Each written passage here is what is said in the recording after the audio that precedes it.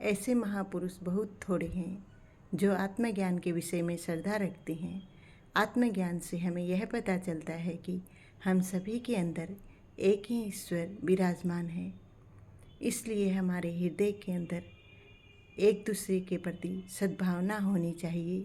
साधारण लोगों के लिए इस आत्मज्ञान को समझाने के लिए भगवत कथाओं द्वारा संत और महात्मा निरंतर प्रयत्नशील रहते हैं। श्रीमद् भगवद गीता में भी इस आत्मज्ञान को बहुत ही रहस्यमय बताया गया है। श्रीमद् भगवद गीता अध्याय 2 श्लोक 29। आश्चर्यवत् पश्यति कश्चिदेनम् आश्चर्यवद् वदति तथैव चान्यः आश्चर्यवच्चैनम् अन्यः शृणोति श्रुत्वा अपि एनं वेद न चैव कश्चित्। इस श्लोक का भावार्थ यह है कि श्री भगवान कहते हैं, हे अर्जुन, यह आत्म तत्व बड़ा ही गहन है।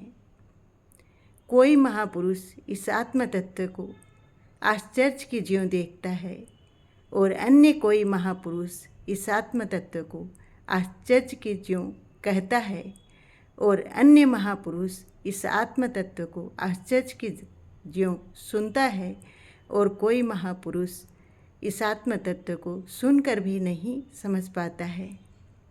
शरीर का नाश होना निश्चित है, परंतु ये आत्मा अविनाशी है, अमर है और शुद्ध सच्चिदानंद घन भगवान का ही अंश है। शारीरिक सौंदर्य बनाए रखने के लिए हम विभिन्न प्रकार के सौंदर्य साधनों का प्रयोग करते हैं, ब्यूटी पार्लर जाते हैं। उसी प्रकार आत्मा की सुंदरता बनाए रखने के लिए हमें दिव्य ज्ञान वाले संतों से मिलना चाहिए। उनकी कथाओं से हमारे जीवन का हमें मार्गदर्शन करना चाहिए।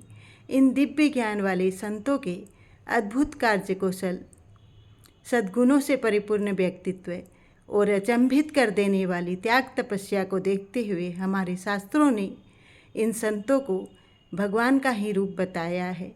यद्यपि हम सबके हृदय में आत्मा रूप में भगवान विराजमान है, परंतु संतों की बात निराली है। एक और जहाँ हम अपने परिवार पालन के लिए ही कार्य करते हैं, वहीं संत और महात्मा अपने दिव्य ज्ञान द्वारा सारे संसार को प्रकाशित करते हैं।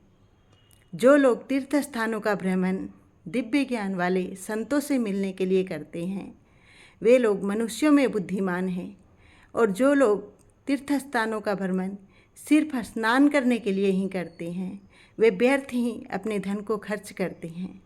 अब प्रश्न यह उठता है कि हमारे अंदर ईश्वर रूप में भगवान विराजमान होते हुए भी हम बुरे कर्मों में क्यों प्रवृत्त हो जाते हैं?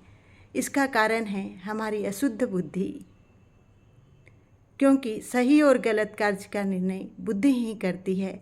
अगर हमारी बुद्धि शुद्ध है तो वह धर्म को आधार बनाकर कार्य करती है।